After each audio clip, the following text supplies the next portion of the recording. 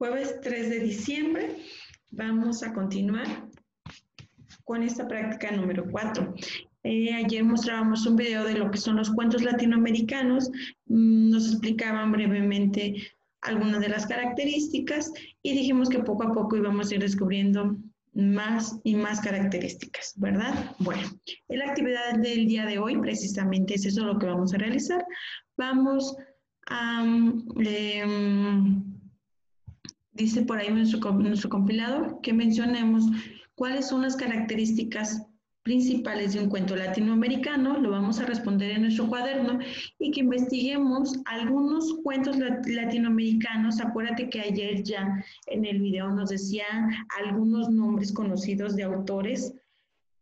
Identifica el nombre del autor, su lugar de nacimiento, el idioma original, y lo vamos a subrayar.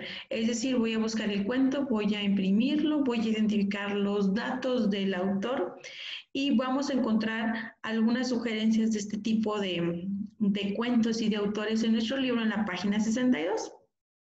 A continuación, pues vamos a leer el cuento, ¿verdad? En nuestro libro en la página 62, se los voy a mostrar, viene la lista de los personajes. A ver, viene la lista de los personajes de los autores, perdón, de los cuentos latinoamericanos. Dice algunos escritores y obras recomendadas.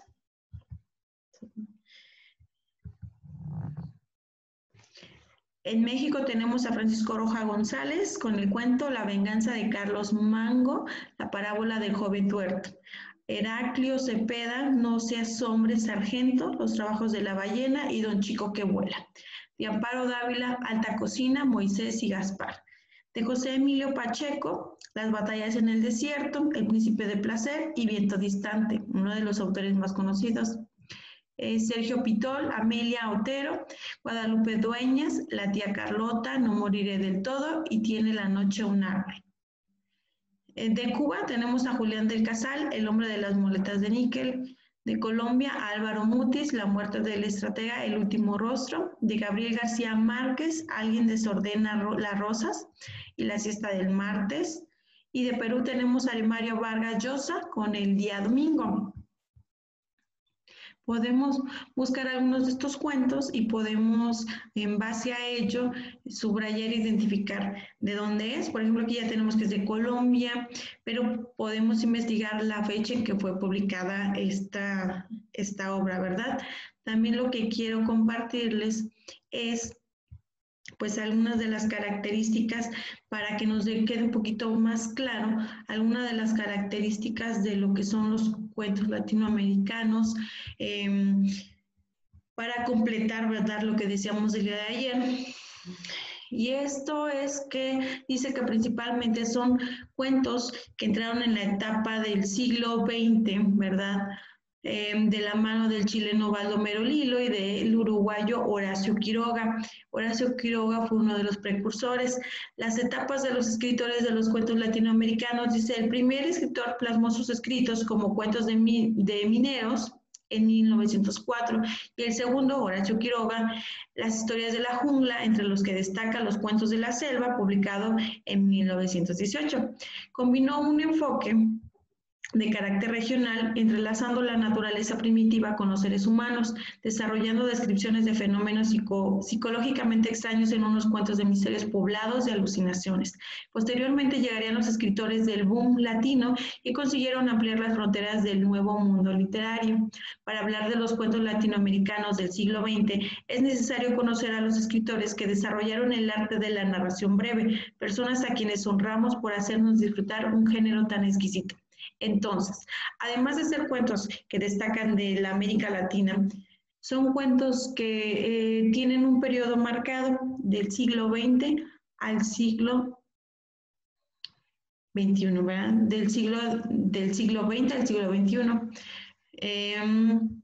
Inició con Horacio Quiroga, que como dice acá, uruguayo, y con Baldomero Lilo, un chileno, ¿verdad?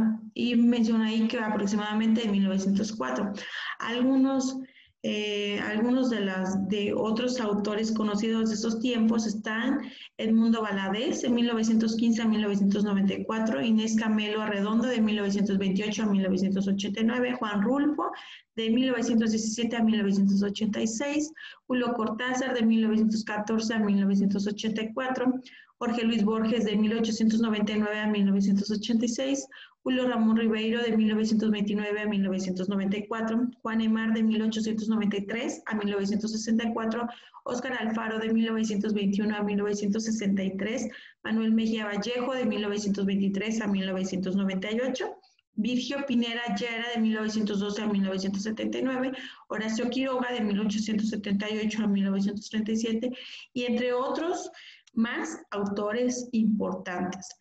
Otras características de los cuentos latinoamericanos son, dice, destacan del siglo XIX y XX, abarcaron una gran cantidad de temáticas. Existieron cuentos cortos y con mayor extensión de amor, de géneros fantásticos, cuentos lógicos y mágicos.